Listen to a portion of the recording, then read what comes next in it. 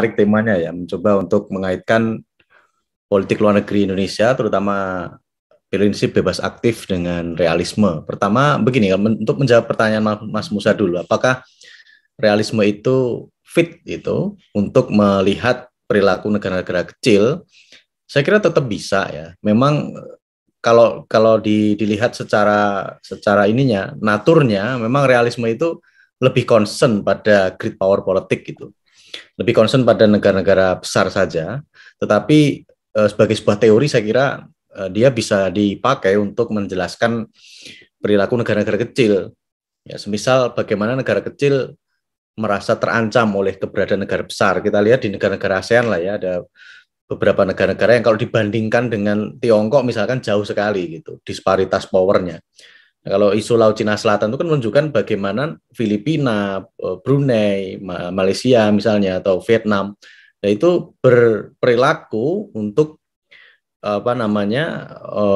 mengcounter atau mengakomodasi peningkatan pengaruh Tiongkok di kawasan. Jadi itu saya kira relevan ya, realis untuk melihat dalam konteks bagaimana negara-negara kecil itu beradaptasi dalam perubahan lingkungan internasional. Tentu dikaitkan dengan negara-negara besar. Jadi karena negara besar itu saya sepakat juga sebetulnya seperti dikatakan oleh Walsh itu, kalau negara besar itu bergerak atau istilahnya itu berubah sedikit saja, maka pengaruhnya besar sekali termasuk ke negara-negara kecil. Jadi poin saya adalah relevansi realis untuk melihat perilaku negara kecil pada bagaimana negara kecil ini menyesuaikan diri gitu, melakukan adjustment ya, postur politik luar negerinya untuk menyikapi tadi dinamika great power politik itu. Itu poin pertama saya. Kemudian poin kedua adalah kalau dikaitkan sama Indonesia bebas aktif, saya berposisi bahwa prinsip bebas aktif itu tidak mencerminkan realisme, tidak mencerminkan liberalisme, dan tidak mencerminkan isme-isme yang lain.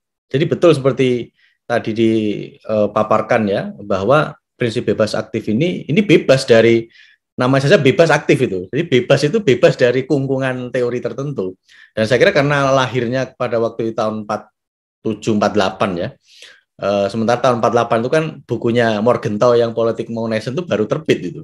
Saya kira Bung Hatta belum sempat baca bukunya itu. Sehingga kalau kemudian Bung Hatta mencetuskan prinsip bebas aktif itu bukan berarti terinspirasi dari bukunya Morgenthau atau E.H. Carr misalnya, saya kira tidak.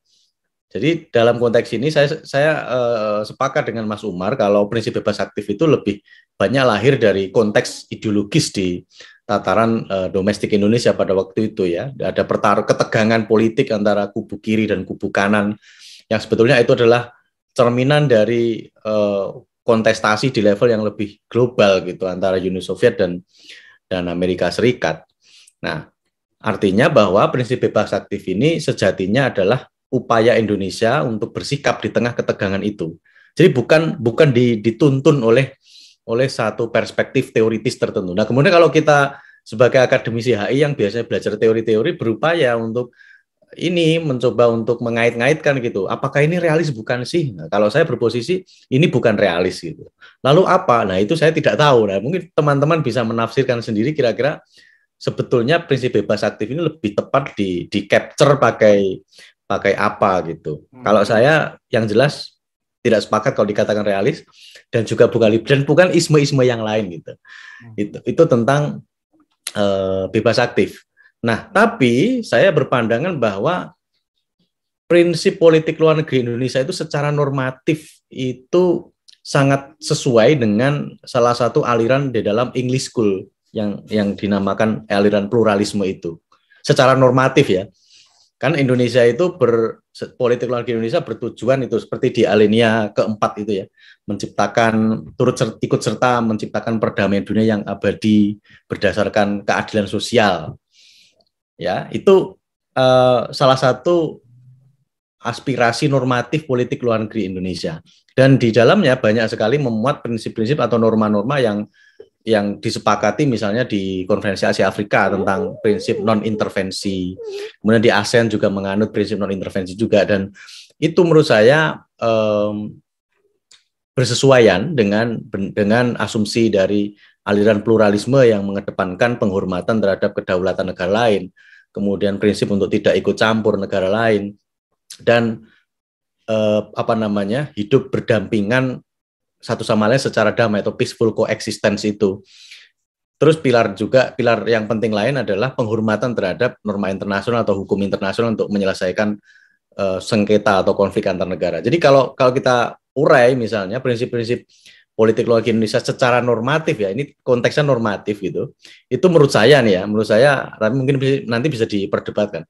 Itu bersesuaian gitu dengan asumsi-asumsi dari aliran pluralisme English School. Jadi itu Mas Musa dari saya 3 poin tadi ya. Terima kasih Mas. Oke, terima kasih Mas Rosid memberi konfirmasi yang mencerahkan.